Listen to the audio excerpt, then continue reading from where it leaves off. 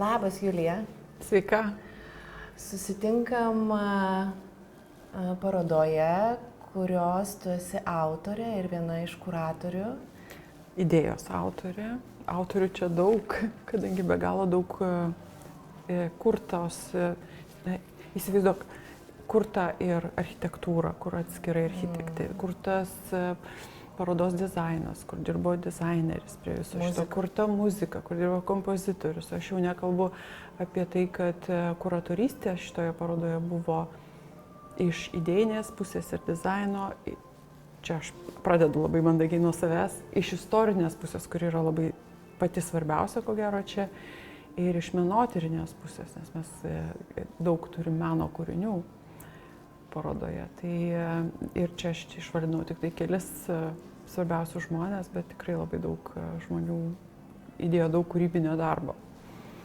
Aš turiu pripažinti, kad ir man daro labai įspūdį vienas dalykas tavo kaip kuriančio žmogaus kompleksiškumas ir gebėjimas realizuotis įvairiose kūrybinėse formose ir komandos mastelis, kuris čia prisidėjo prie šito projekto. Paroda vadinasi Karalienė, karalystė ir jausmai. Bet papasakok šiek tiek nuo pradžios, kaip atėjo šita idėja, kaip gimė, kaip jinai vystėsi, posūkiai, detalės, niuansai. Idėja apie pačią parodą, kad sukurti tokią hibridinio tipo parodą, kuri būtų labai plačiam visuomenės ratui įdomi, skirtingais aspektais, gimė prieš kokius 3 metus. Tada aš ištraukiau šią istoriją, savo pačiai ištraukiau, aišku, kad jos traukti niekur nereikėjo, jinai visą laiką egzistavo, bet atėjo suvokimas, kad ta istorija yra unikali.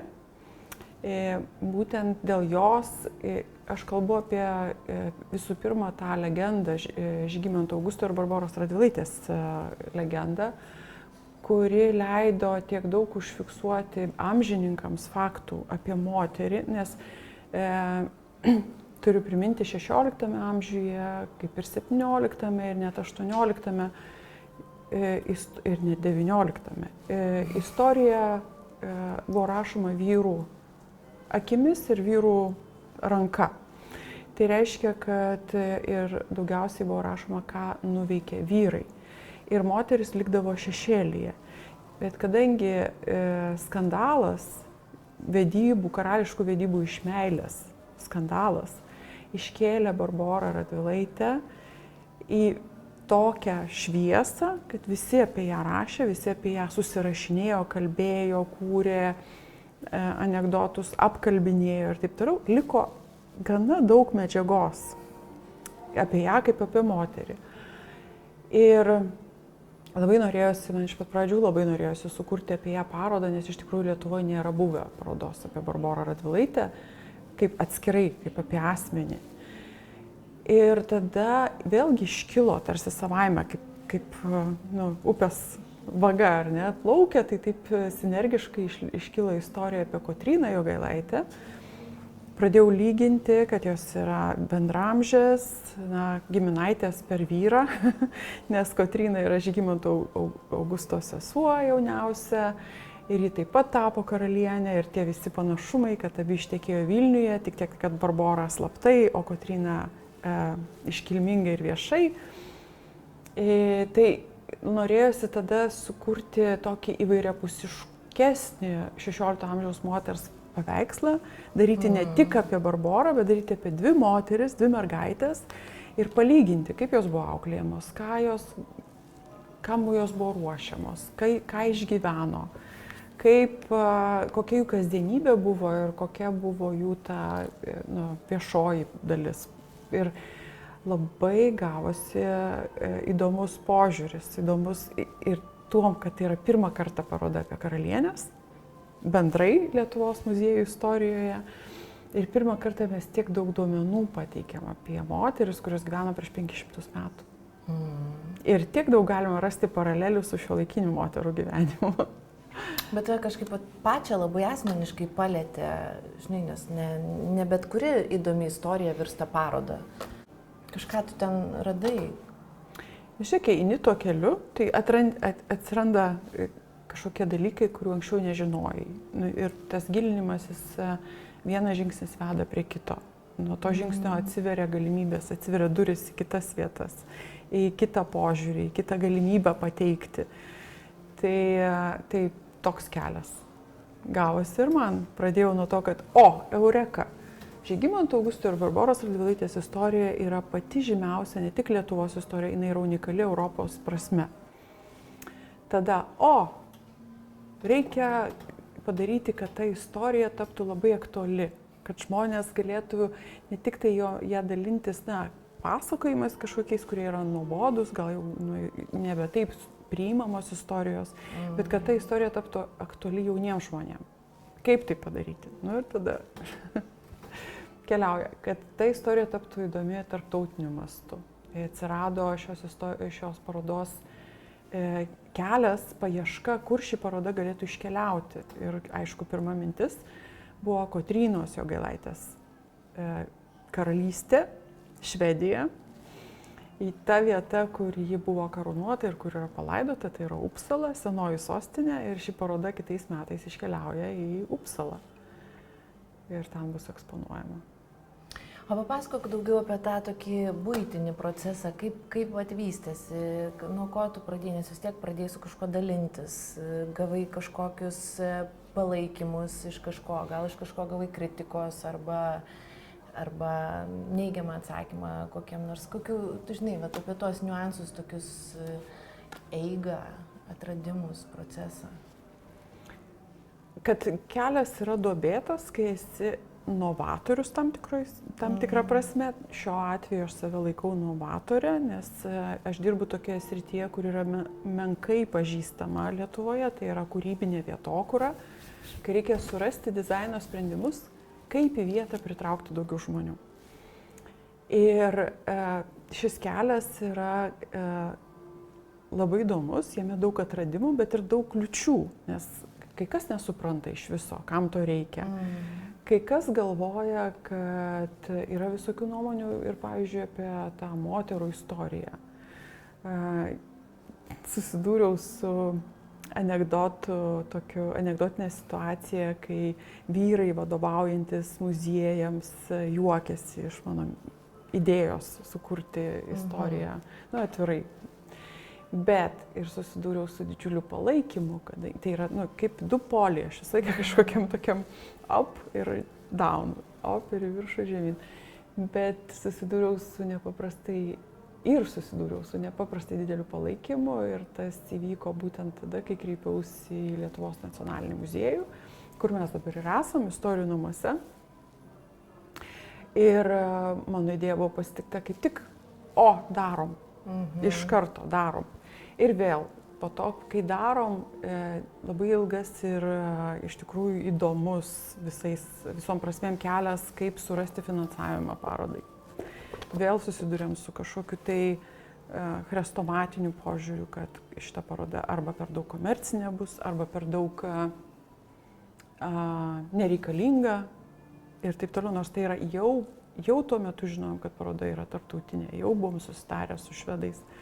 Ir vėl sunkumai, ir tada, pavyzdžiui, finansavimo paieškos, man visiškai naujas sritis. Tai visokių nuotykių, bet rezultatas yra ir jisai nuostabus. O kaip jungiasi komanda, irgi tas kompozitorius, ar jūs turėjot jau irgi iš anksto kažkokį suformuotą savo burbulą, ar irgi atsirado kažkokių netikėtų žmonių, kurie savo inkliuzus stiprius irgi įnešė? Iš mano pusės atėjo vizija, nes aš kai sugalvojau šią parodą, tai nulėkiau į Londoną mokytis. Iš karto buvo pirma mintis, aš turiu išmokti, aš turiu suprasti, kas yra tokių parodų kuravimas, kaip suvaldyti bendrą vaizdą, bendrą viziją. Ir toks muziejus, kuris rengia išskirtinai tokias parodas, būtent hibridinės tarp istorijos, meno ir dizaino, yra Victoria and Albert muziejus Londone. Tai man tai buvo puikia terpė, aš ten užsirašiau į kuratorių kursus. Ir jie turi tokių kursų programų? Turi. juos baigiau ir tada jau tą visą medžiagą ją remdamasi pradėjau rengti iš pradžių mažas parodas, kad pasitreniruoti. Ir jau tada atėjo laikas dideliam projektui. O jau kas darys ką, tai žinoma, tai buvo Lietuvos nacionalinio muziejaus indėlis.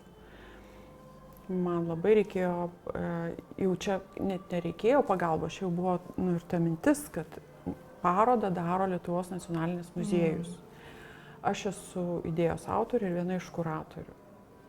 Nes žinoma, kad parodai reikėjo labai daug profesionalių žmonių. Ir pasiklioviau ir labai džiaugiuosi, kad taip atsitiko, kad Nacionalinio muziejaus koordinatoriai jau suorganizavo visą tą ratą, kuris dirbs. Ir esu labai laiminga dėl to. Ir dėkinga, aišku. Ne, profesionalų laukas turbūt puiku, kai nieks nieko nepaveda, kai viskas įvyksta laiku. Taip, ir didžiausias dėkingumas yra iš šio projekto, aišku, tam naujam ratui, kurį gavau, tam užsimezgusių pažinčių ratui, profesionalų, kurie susitvarko su visom užduotim, visais neįmanomais. Nėra žodžio neįmanoma. Nes ir norėjau klausti, kokie tavo, nes jau paroda veikia, jau atslūgo tas toks darbinė ta energija, jau galima jau mėgautis ir stebėti rezultatą. Bet kokie tavo išliko tokie perlai tau asmeniniai šitos tokios tikrai naujos ir masyvios patirties palikti tavo, kraiteliai. Suprantu, kad mokslai buvo labai stipru, naujai atrasti. Jo, mokslai, sąmoningai ugdoma patirtis, kaip daryti tokias parodas. Kaip ir sakiau, uždirbtas žmonių ratas kartu, nes tikrai uždirbom, ruošiamės metus parodai ir tai yra tikrai nuolatinis darbas, kolektyvinis darbas. Ir paskui žmonių parama. Kadangi turėjom ieškoti finansavimo, tai buvo tiek draugų fundingas organizuojamas, ambasadorių klubas kūriamas, tai yra kreipiamas į stiprias moteris šiuolaikinės, kad jos padėtų, prisidėtų ir galų galia tas crowdfundingas, tai yra, kai tiesiog per socialinę mediją, per kažkokias tai medijų kanalus prašoma padėti, skleidžiama žinutė ir visais atvejais tai pasiteisino. Tai prasme, mes gavom paramą, tai žinoma, kad muziejaus indėlis yra pats didžiausias, bet man ši patirtis yra neįkainuojama. Ir tas žmonių noras, kad tai vyktų, kai, aš čia gal galiu taip pasakyti, kai ministerija nenorėjo, bet žmonės patys norėjo. Ir tai rodo lankomumą šitos parodos ir jos begalinis susidomėjimas. Jau galima matyti šitą rezultatą, ne? Taip, rezultatai yra nuostabus. Ir dabar mums atėjus reikėjo laukti, kol praeis kelios delegacijos. Taip, net nuostabu, kad kol kas tylu. Nors ir orai palankus ir diena, savaitės palankiai išvykti, bet muziejus netuščias. Ir atostogų metas. Ir atostogų metas. Geras, labai smagu. Bet kadangi kalbam vis tik šios parodos kontekste, kuri liečia laikus 500 metų atgal, bet vis tik kalbame šiandien, 21 amžius, ir kokios tavo yra patirtys, įžvalgos tavo pačios su išorė, tavo pačios su savim ir su terminu karalienė šiandien? Aš gal pacituosiu, mes parodoje ant vienos sienos esame sudėję visas karalienės žodžio reikšmes, kurios yra šiuo metu pateikiamos žymiausiuose Europos žodynuose, tarptautiniuose žodynuose. Ir yra viena reikšmė, kuri atsirado palyginti nesenai, nes priminsiu, prieš maždaug 50-60 metų dar moteris kovojo dėl teisės balsuoti ir moteris kovojo dėl teisės dalyvauti tam tikrose sportinėse rungtyse. Tai yra labai trumpas laikotarpis, kai mes turim moters lyderystės, iš tikrųjų lyderystės istoriją gausiai iliustruojama ir atsirado tokia savoka karalienės, žodžio karalienė. Tai yra moteris geriausia arba daugiausiai pasiekusi savo srityje. Tai galima pavadinti ją karalienę tarp žurnalistų arba karalienę mokslo srityje, pavyzdžiui, istorikų, arba karalienę motinystėje. Juk galima, ar ne? Taip, ar šachmatų karalienė. Tai kalbant apie šiuos laikus. Tai štai ir yra tas pokytis. Tai ir yra tas pokytis, kuris skiria nuo to, ką mes matome šioje parodoje prieš 500 metų, kai karalienė galėjo būti vadinama tik tai šachmatų figūra, vabzdžio, tam tikrų vabzdžių, kaip bičių motinėlė arba karalienė, ir karališko kraujo moteris, kuri yra karūnuota karalienė. O kas tavo akimis šiandien yra karalystė? Karalystė.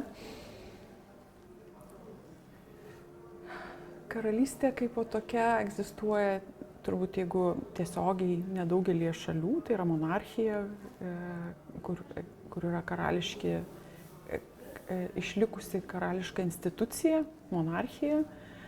Tai štai šalyje, į kurią išvažiuoja šitą parodą, Švedijoje, dar iki šiol egzistuoja monarchija, yra karalius ir karalienė, yra princai ir princesės. Tai yra karalystė, Švedijos karalystė.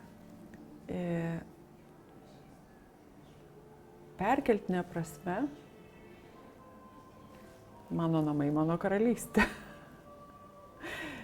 Arba mano verslas, mano karalystė. Ne? Nu, tai yra kažkokia organizacija arba institucija, kuris sąveikauja su likusiu pasauliu, bet turi tam tikras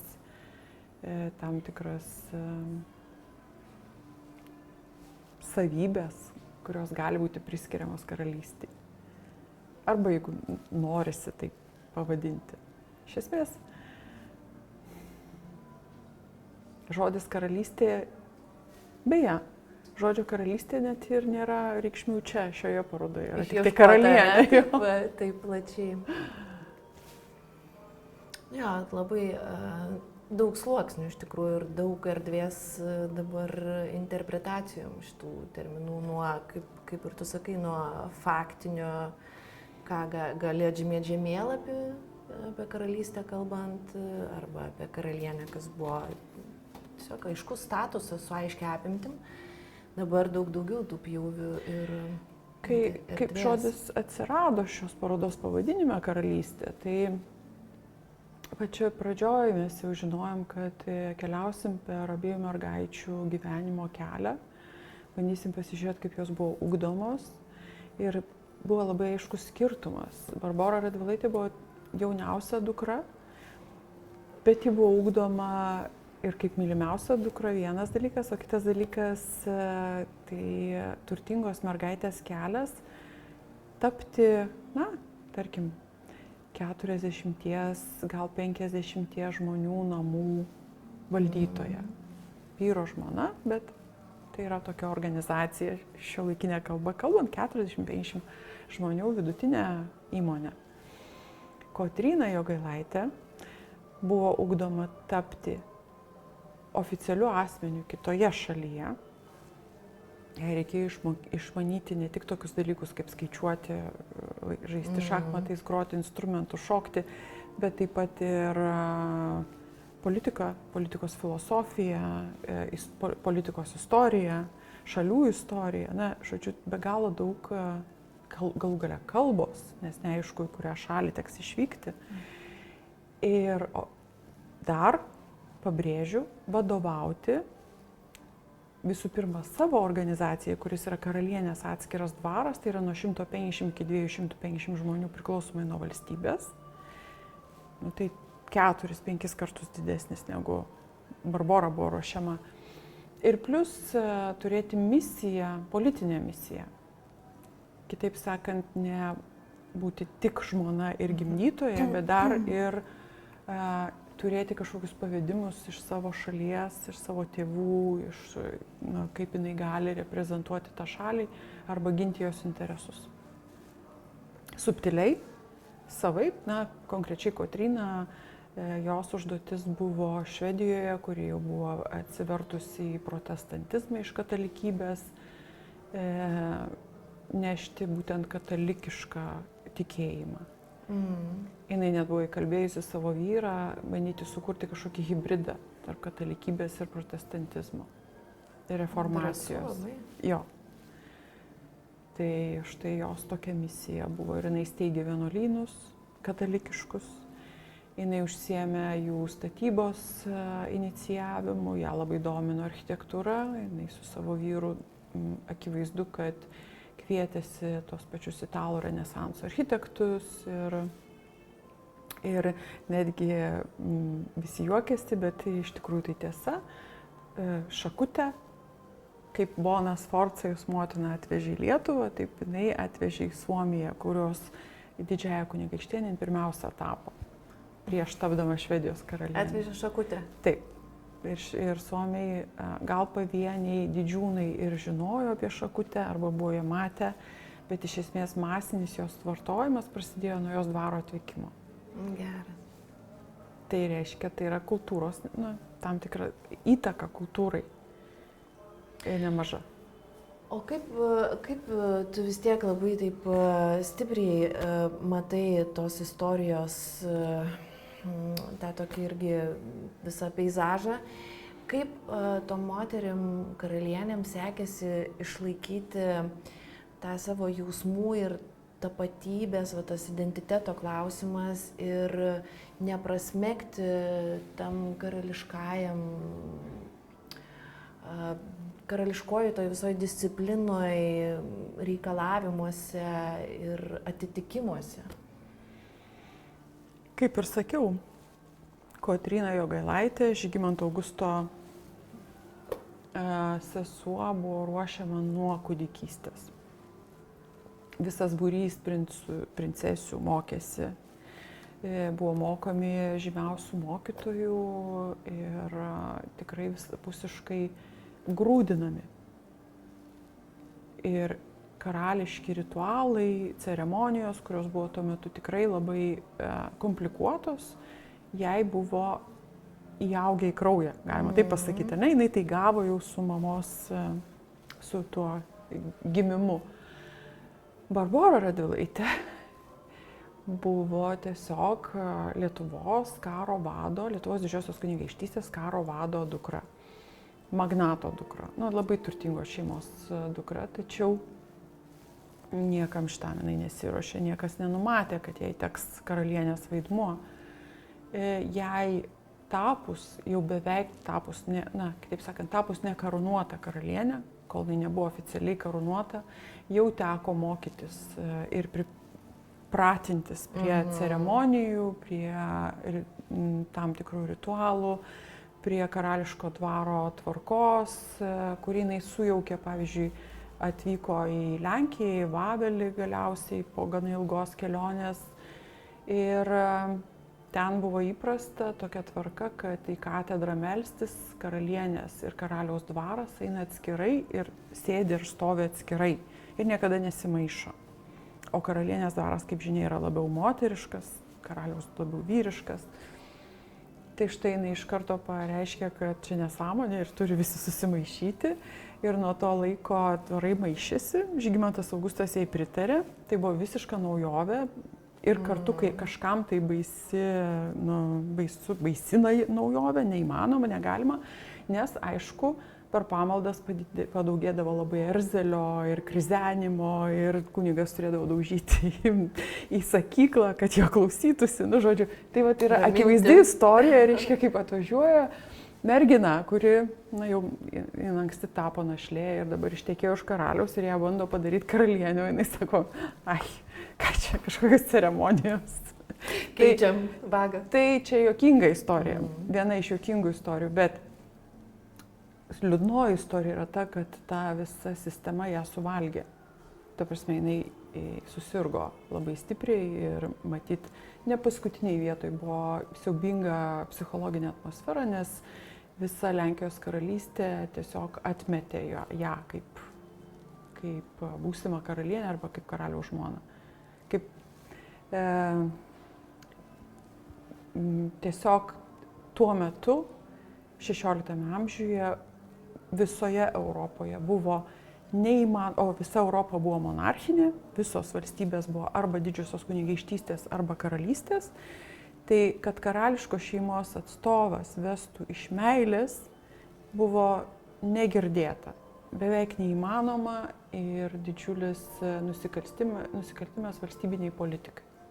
Nes, pavyzdžiui, Lietuvos didžioji kunigaikštystė ir Lenkijos karalystėj valdovas pagal įstatymus turėjo suderinti savo vedybą su senatu, su Seimu, gauti jų leidimą, su tėvais, o čia ėmė slaptai ir vedė.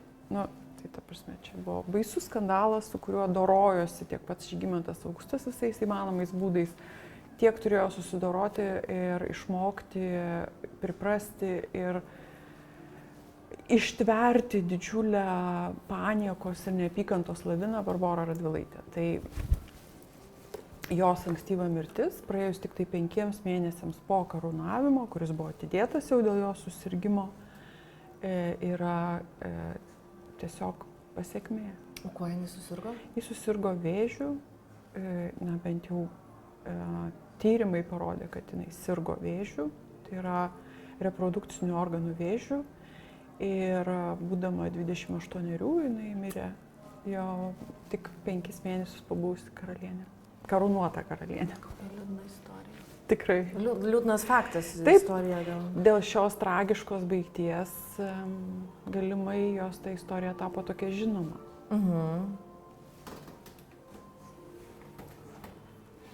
Tokia romantiška ir tokia lyriška ir tokia tragiška.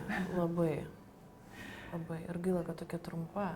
Bet jo, vienok, kai yra toks, pasikūręs charakteris, galima būtų tikėtis, kad tokia karalienė tikrai dar daugiau įneštų kažkokių avangardinių, koncepcijų, pasiūlymų, idėjų, sprendimų ir panašiai, ir kaip tai būtų paveikia irgi galbūt kažkokius tai politinius leitmotyvus, bet kitas dalykas, kokios reikia charakteristikos, kad tikrai atlaikyti tokį, vienas dalykas, tokio kalibro protokolą ir tokį savęs, kabutėse, neatitikimą statuso reglamente, žinai. Taip, todėl aš ir galvoju, kad jos istorija, būtent ta tokia, tapimo tokiu aukštu asmeniu, ta prasme, ir tas užgriuvimas, tos visos atsakomybės ir psichologinio spaudimo labai koreliuoja, ta prasme, yra sinergijos su mūsų laikais patiriamom istorijom.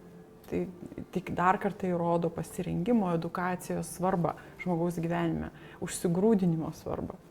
Aš ir galvoju, koks galimas būtų buvęs scenarijus, jeigu jinai, aišku, savo aplinkoje negalėjo tai vykti, nes jai nebuvo tai numatyta iš anksto, bet jeigu jinai būtų vis tik buvusi ruošiama, galimai irgi kitaip būtų susiklostę.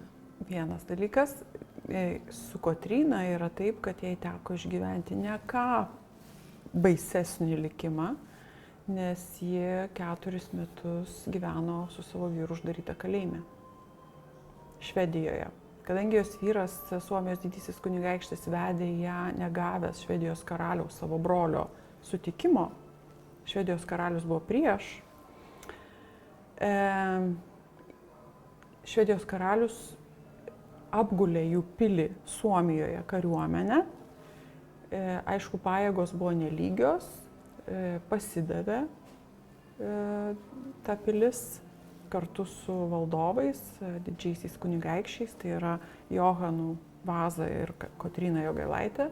Jie buvo suimti ir išvežti į Gripsholmo pilį Švedijoje, kur praleido 4 metus.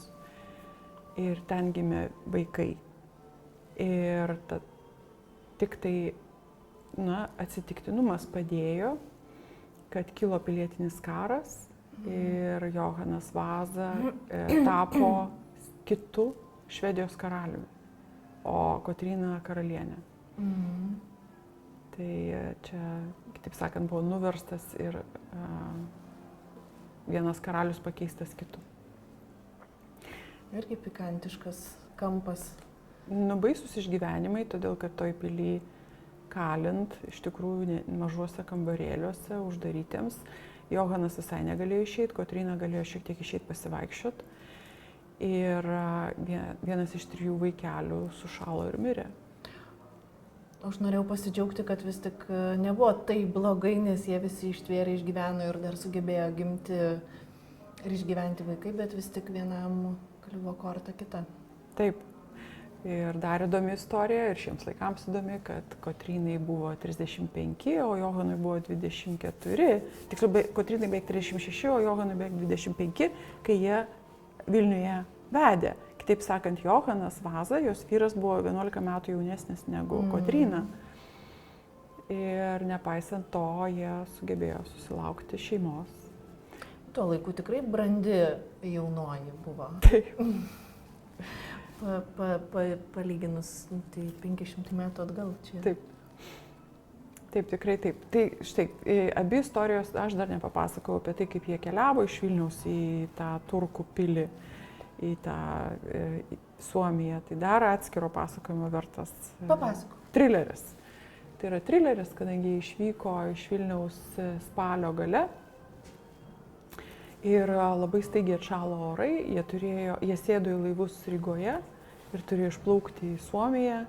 Ir Rygos įlanka staigiai užšalo, jie nespėjo išplaukti, jų laivai įšalo.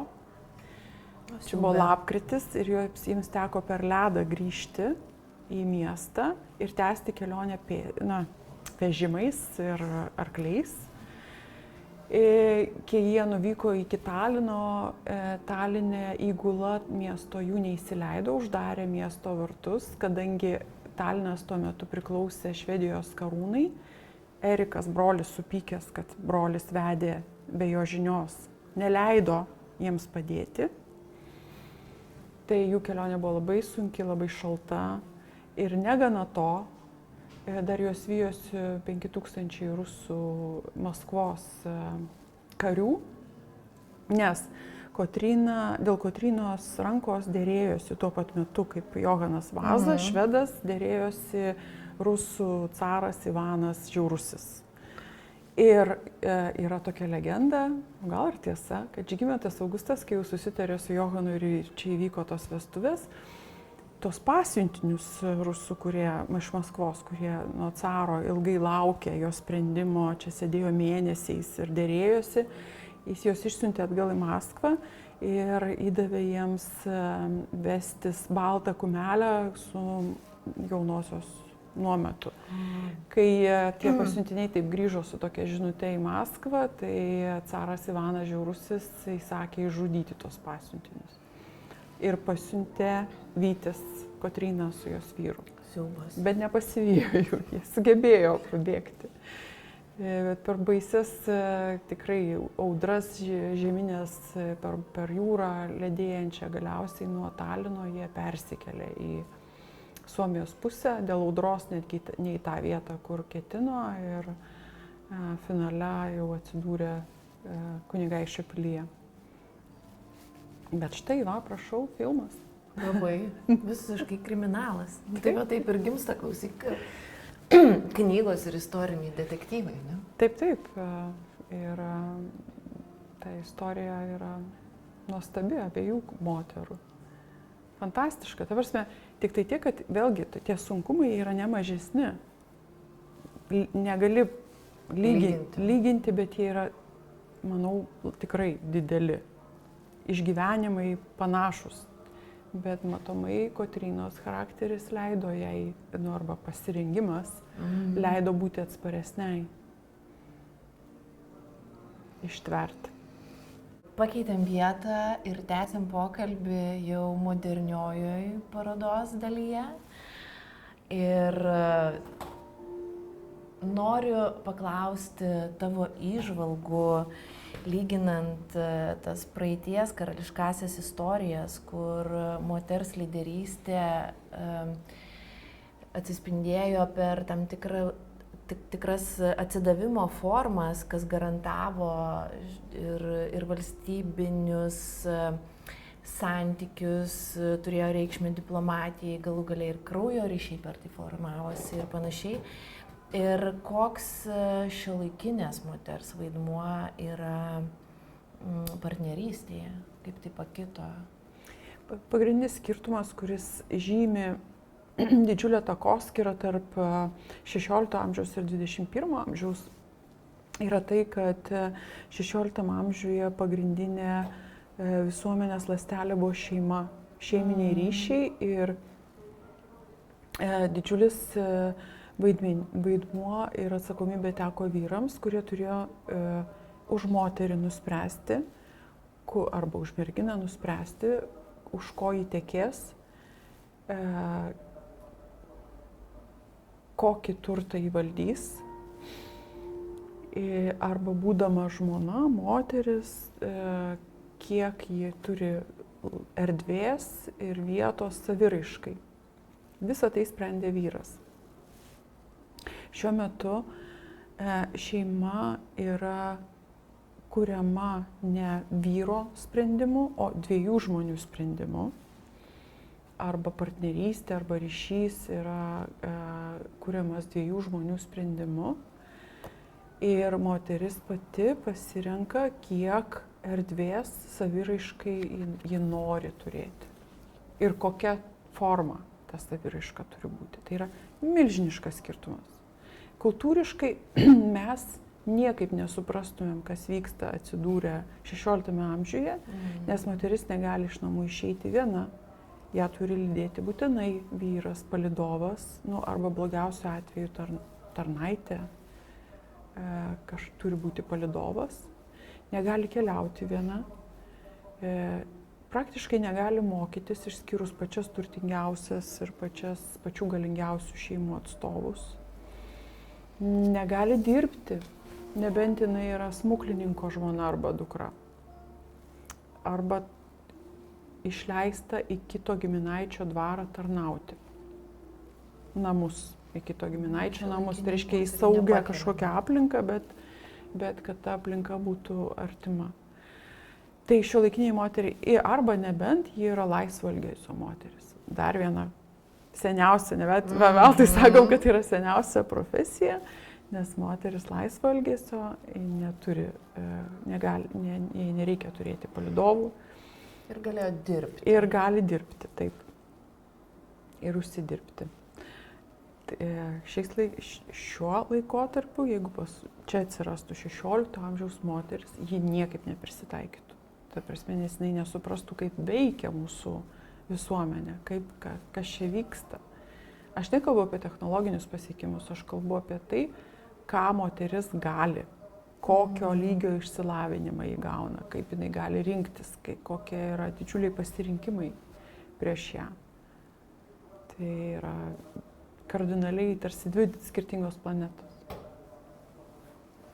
O kokie tos karališkosios šeimos moters tie lyderystės elementai buvo tam 16 amžiuje? Tu minėjai truputėlį apie tam tikras jų iniciatyvas. Kaip ta jų lyderystė galėjo skleistis, pasireikšti?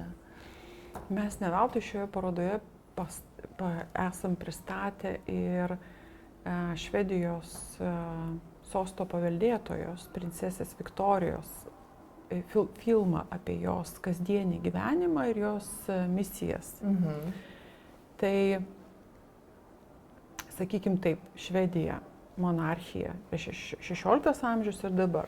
Lyginam Kotryną Jogailaitę ir Švedijos sosto paveldėtoją Viktoriją, kuri yra būsima karalienė, arba netgi būsimas karalius, jeigu sakykime taip, kadangi ji bus valdanti karalienė.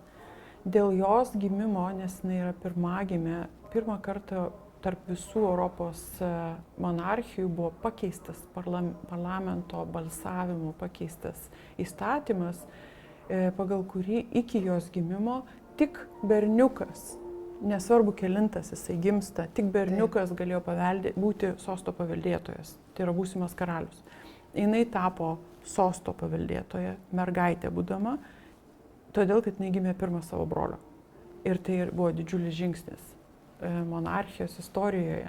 Taip. Ir tai vyko, jeigu jai dabar yra 40 keli, tai prieš 40 kelis metus tik tai. Ir ji baigė kelis universitetus. Ji dirbo ir jungtinėse tautose. Ji dirbo jungtinėse tautose. Ji dirbo įvairiose savanoriškose misijose. Ji dabar globoja, būdama ištekėjusi moteris, 2 nuostabių vaikučių mama. Ji globoja keletą labdaros organizacijų ir užsiema aktyvę socialinę veiklą. Ji pati neslepia ir atvirai pasakoja apie tai, kad turi genetinį susirgimą, kuris jai neleidžia atpažinti žmonių veidų. Jie atvirai pasakoja apie tai, kad ankstyvoje jaunystėje dėl jai keliamų reikalavimų, psichologinio spaudimo, kuris žymiai švelnesnis buvo negu 16 amžiuje, ji sirgo bulimija. Ir jai buvo labai sunku. Nes jai atrodė, kad jinai vis nepakankamai yra gera. Tai yra labai artima, labai daug žmonių. Tai yra jos gyvenimas, lyginant jos gyvenimą. Kotryna gavo naminį išsilavinimą iš geriausių mokytojų. Čia galima sakyti, kad yra galbūt panašu. Tačiau Viktorija galėjo pati išsirinkti savo vyrą ir tas vyras nėra kilmingasis. Kotryna negalėjo išsirinkti savo vyro jokių būdų. Jai parinko vyrą jos brolis, tuometinis Lietuvos didysis kunigaikštis ir Lenkijos karalius Žygimantas Augustas. Jisai susiderėjo su tuo būsimu vyru. Tada formaliai nuvyko pas seserį ir paklausė, ar jinai sutinka tekėti, bet iš esmės jinai neturėjo pasirinkimo. Čia buvo tik tai formalumas. Ir tada jau ji išvyko į be galo sunkią kelionę, kurios pasėkoje dar pateko į kalėjimą ir nieks iš šeimos jos negelbėjo. Neatvyko brolis su kariuomenė, nesakė, kas čia dabar, kodėl mano sesuo Švedijoje kalėjime. Tai va, tai yra akivaizdus skirtumai. Tai prasme, žmogus prieš 500 metų, nepilnus 460, išvyksta į nežinomybę, į didžiulius sunkumus. Dabar žmogus pats renkasi. Bet kokius jos tuo laikotarpiu padarė, prieš tai minėjai apie vienuolynus,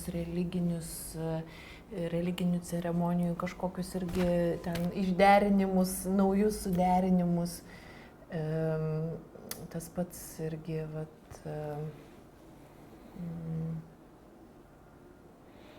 pamiršau. Galima teigti, kad Kotrynos pomėgis buvo keli pomėgiai, apie kuriuos žinome. Yra galbūt daugybė, kurių nežinome. Ji mėgo medžioti. Tai medžioklė 16 amžiuje buvo tiek vyriškas, tiek moteriškas užsiėmimas. Leisdavo moteris. Ir tai savotiškai atstojo tai, ką mes dabar einam į sporto salę, dirbam su kineziterapeutu, ar patys bėgiojam, tai reiškia kažkokią sporto šaką, karinės pratybas ir kartu diplomatinius susitikimus, kadangi medžioklė buvo išvykstama daugybė žmonių grupė, kurią sudarė, pavyzdžiui, karališkas dvaras, tai karališko dvaro dalis su savo vyrėjais, muzikantais, patarnautojais ir medžioklių, specialiai apmokytais medžiokliais. Bet kartu išvykdavo ir, pavyzdžiui, svečiai iš kitų šalių. Kažkokie tai pasiuntiniai. Jos išsiveždavo į miškus porai savaičių ir jau tada žino viską apie tą žmogų. Vakare išgėrus dar kai kurios paslaptys yra sužinomas. Taigi puikiai terpė pažinti nepažįstamą ir susitarti dėl įvairių dalykų. Tai štai medžioklė buvo mėgstamas tiek Barboros, tiek Kotrynos užsiėmimas. Abi tai mėgo į tokius sportinius užsiėmimus vykti, o žinom, kad Kotryna domėjosi architektūra ir labai daug dirbo, kad katalikybė būtų Švedijos, sklistų Švedijoje arba grįžtų į Švediją.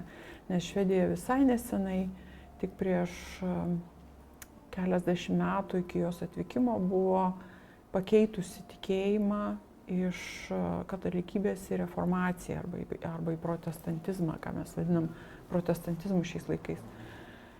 Ir ji šią misiją vykdė labai karštai, nes net buvo pasiekusi, kad jos vyras bandė sukurti hibridą tarp katalikiškos bažnyčios ir protestantiškos. Ir ta tema buvo netgi parašęs knygą. Tai yra karalius Johanas Vaza. Savo vaikus jį išauklėjo katalikiškai, nors šalis buvo protestantiška. Ruošė savo sūnų tapti Lietuvos didžiosios kunigaikštystės ir Lenkijos valdovų, nes čia buvo katalikiški kraštai. Tai tokia jos buvo misija. Vienas smagus pomėgis, tai yra, tai žinoma iš jos laiškų, net iš kalėjimo, iš Gripsholmo pilies, kur jie kalėjo, dar būdami Suomijos didžiaisiais kunigaikščiais, pomėgis baltam Reino vynui ir sūriui. Prašau. Taip. Tai toks. O kalbant apie Barborą, kaip minėjau, medžioklė taip.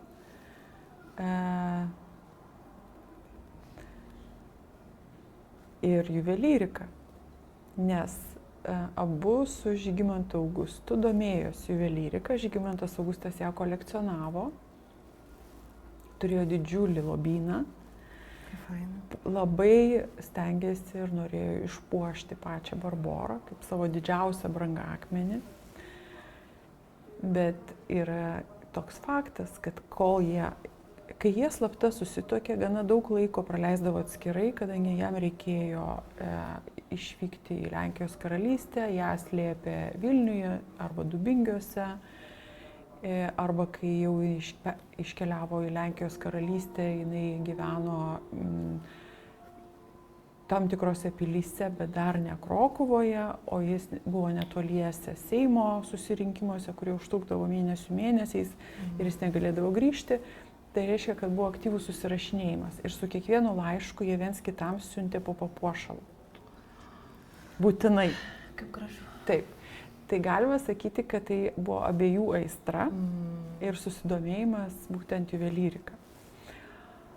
Na, o iš maisto pomėgių, tai turim tą legendą, kuri fiksuota, kad jos mėgstami patiekalai, vieni mėgstamesnių patiekalų buvo lankinių barščių sriuba. Tai yra toks laukinis augalas, kurio dabar mes nevalgome. Tai ne tie barščiai iš burokėlių, bet lankiniai barščiai. Tai yra daugiau lapinė daržovė. Tada varškėtukai. Atsiprašau. Pakartosiu. Žinome, kad Barboros Radvilaitės mėgstami patiekalai buvo lankinių barščių sriuba, tai yra žalia laukinė daržovė, iš kurios verdama sriuba. Ir ypatingas pomėgis, panašu, kad buvo varškėtukai kepti krosnyje. Nors yra ginčiamasi, o gal ir tokie, bet... Reikšmingas. Jo, reikšmingas. Ir meduoliai, medaus pyragėliai su uogienės įdaru. Tai Nedaug mutavo, klausyk, Taip. iki šių dienų. Taip. tokie. Galbūt dėl to pomėgio būtent daug kalcio turintiems produktams kaip varškė, Barbora Radvilaitė pasižymėjo, ta prasme, jau jos palaikai, kai buvo ištirti, o ypač pažymima, kad ji turėjo labai gerus dantis. Turėjo būti graži šypsena. Tai va. Ir šokiai, muzika, siuvinėjimas, tai čia, kadangi tai yra to meto viena iš nedaugelio moteriškos saviraiškos sričių, tai abi karalienės tikrai tai tuom užsiėmė. O dar grįžtant prie tos įtakos zonų, tai įtakos, kaip ta jų įtaka reiškiasi, tai galim daryti prielaidą, kad per tuos medžioklės seansus jos neapkase gulėjo, o galimai, per medžioklę apkase ir neguli, bet kažkokiam gyvūnų budėjimo ten, nežinau, štabe, bet kad galimai jos pilnavertiškai dalyvavo pokalbiuose ir reiškė savo nuomonę, įžvalgas ir panašiai, kas galėtų būti turbūt ir pomėgis vynui, turbūt irgi ne viena juo mėgavosi ir turėdavo irgi kažkokius vakarus, susitikimus, vakarėlius, kuriuose galbūt irgi vyko kažkokie reikšmingi pasidalinimai. Taip, pomėgis vynui Kotryna turbūt yra iš jos tėvų dvaro, kur mama, būdama italė, Bona Sforza, jos mama, padarė didžiulį įtaką karališkų rūmų virtuviai, sodams ir daržams taip pat. Tai ta maisto kultūra, žinoma, kad yra iš ten. Barboros paprastesni pomėgiai yra vėlgi iš kitokių namų. Yra aprašoma, kad jinai palyginti mažai vartojo alkoholio arba visai beveik nevartojo. Ir medžioklė Kotrynai buvo sportas ir diplomatija, o žinoma, kad Barbora Radvilaitė dar nebūdama Žygimanto Augusto žmona, daug laiko praleisdavo su Žygimantu Augustu medžioklėse. Tai buvo galbūt vėlgi kitokia forma. Būdas pabėgti nuo visuomenės, nuo akių visuomenės ir pabūti dviese. Nes Žygimantas Augustas, būdamas Lietuvos didžiuoju kunigaikščiu, dar jam jo tėvui valdant Lenkijos karalystę, pasižymėjo labai ilgai užtrunkančiomis medžioklėmis. Dar įdomus faktas, Barbora Radvilaitė labai mėgo maudytis. Lietuvoje maudymasis pirtyse arba vandens telkiniuose buvo labai įprasta praktika, žmonės tai mėgo. Lenkijos karalystėje maudymasis buvo laikoma nesveikų užsiėmimų. Maudėsi žmonės kaip galima rečiau, nes buvo galvojama, kad per vandenį galima pagauti kažkokių užkratą. Tai dėl šių skirtumų net Bona Sforza, karalienė Žygimanto Augusto motina, rašė, kad Barbora Radvilaitė ir jo sūnų prie dažnų maudynių pripratino. Tokie štai įtakos elementai. Jo. O dar norėjau paklausti, koks jų buvo įsitraukimas į meną, į kultūrinį lauką, nes Renesansas tikrai buvo labai aktyvus laikotarpis kupinas meno transformacijų ir panašiai. Ir kaip šios dvi karalienės buvo įsitraukusios, o gal ir ne, bet... Tai turbūt tai, ką pasakiau, kad karalienė Kotryna per architektūrą domėjosi architektūra ir architektūriniais projektais, inicijavo rūmų perstatymus ir vienuolynų statybą. O Barbora Radvilaitė per juvelyrikos meną, nes tie kūriniai, kurie liko po jų, arba kurie yra žinomi kaip Jogailaičių lobyno dalis, yra iš tikrųjų tikri meno kūriniai. Tai šią aistrą dalinosi su Žygimantu Augustu. O pomėgio, tarkim, arba kažkokio mecenatystės faktų nėra išlikę.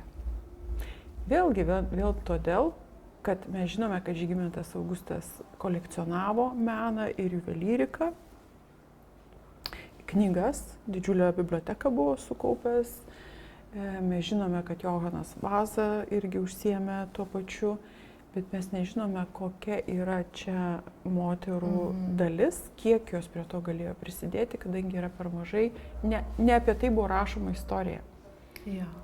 Jeigu patekdavo kažkokie faktai apie moterį, tai tik dėl kitų gyvenimo įvykių. Vaikų gimimo, kalėjimo, kažkokių persekiojimų, ligų, karūnavimo arba didžiulio pasipiktinimo bangos, kaip Barboros Radvilaitės atveju. Žodžiu, menas biški per subtili forma kažkokiam globalesniem aptarimam ir tuo metu kažkaip nėra išlikę, ar ne? Galbūt priskiriama vyrams tuo metu, kaip vyriškas užsiėmimas.